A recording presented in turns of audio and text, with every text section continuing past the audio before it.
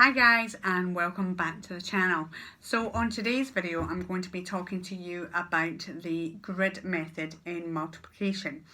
Now I'm going to be talking to you about that because it's something that I've set my own class of primary 4, so they're 8-year-olds, and I thought this might be useful for you, and just in case you've been given this homework and you're wondering how that works, how does it all work out. But before I go on to that, I just wanted to ask, so this is day two of the homeschooling. We're on the 24th of March. Prime Minister, First Minister have both said essentially that we are in lockdown. So how are things going? How are you coping? Please leave me a comment down below as to, how are things going today? Are you like me and just losing it a little bit? Yesterday was fine. Like, it was maths and it just seemed to go all quite well and the kids were engaged and it was all good. Today they were still engaged, but it was literacy and it was a lot harder because there's just three very, very different things that they were engaged in.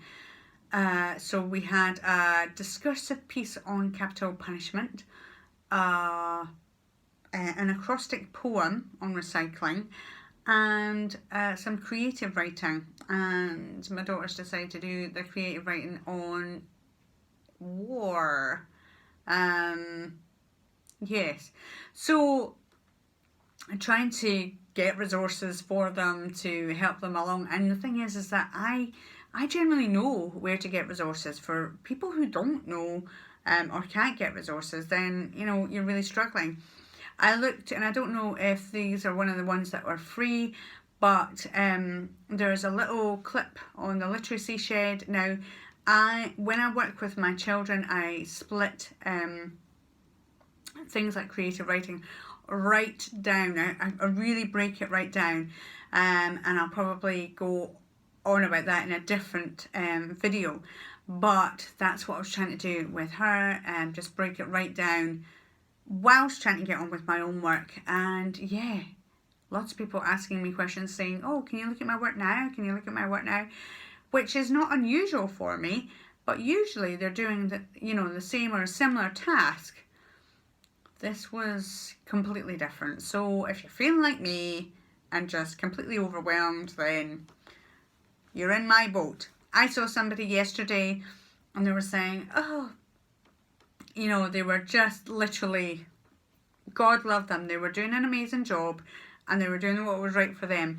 But I can imagine there's a lot of people just like me, just thinking, I don't have time for that. I don't have time to border a piece of writing 7 times in 7 different colours, and I certainly don't have time to, as they're saying, if they don't like something, just adapt it and change it and stick to a schedule. Honestly, I just wanted to go, really? That's just too much. That is just unsustainable. God love her for trying, and I'm sure she'll do brilliantly, but honestly, it's just not me. It's just not me. Anyway, on to today's video. So, if you have heard of the grid method, if you've not heard of the grid method, don't worry, I'm going to show you all. Okay, so, a grid method is basically multiplication, alright? So, we're going to use my little whiteboard here. And it's based on the premise that your child has to know what partitioning is.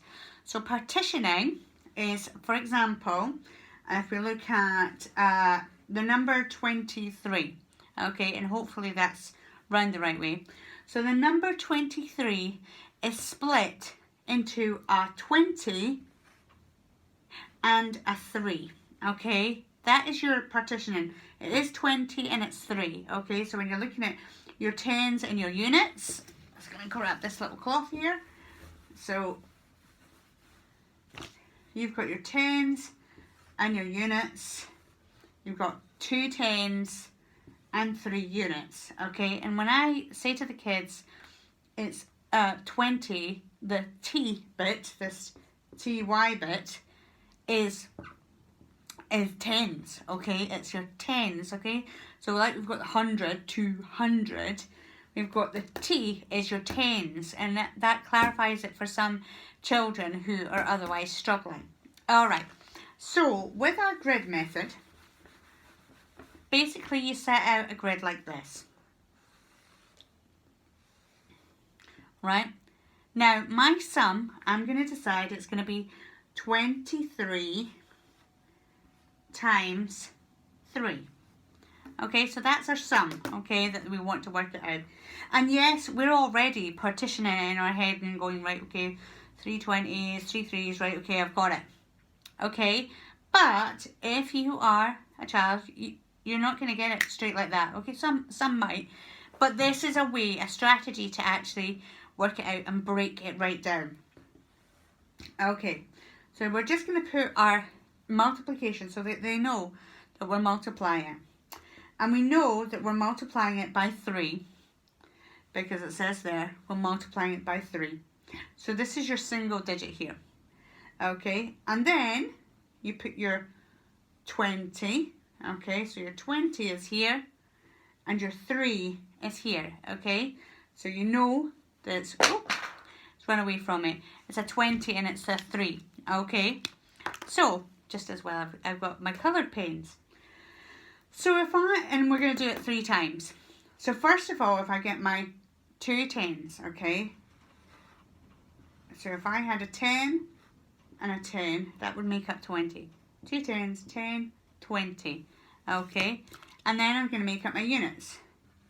1, 2, 3. 1, 2, 3. And then I'm going to do that 3 times, alright? I'm just going to create a little barrier here, okay, so we know that we're going to do it 3 times. Another time, 10, 20,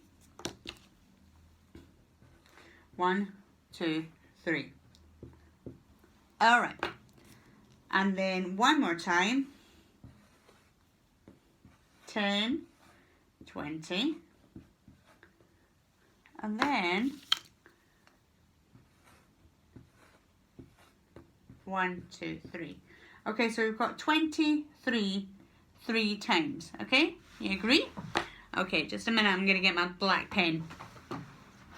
Found it. Okay. Then we're going to add all these up and put them in the answers column. Okay? So 1, 2, 3, 4, 5, 6. Okay, we've got 6 tens. Okay, now you can also get them to go right. Well, we've got 2, 4, 6. Okay, now the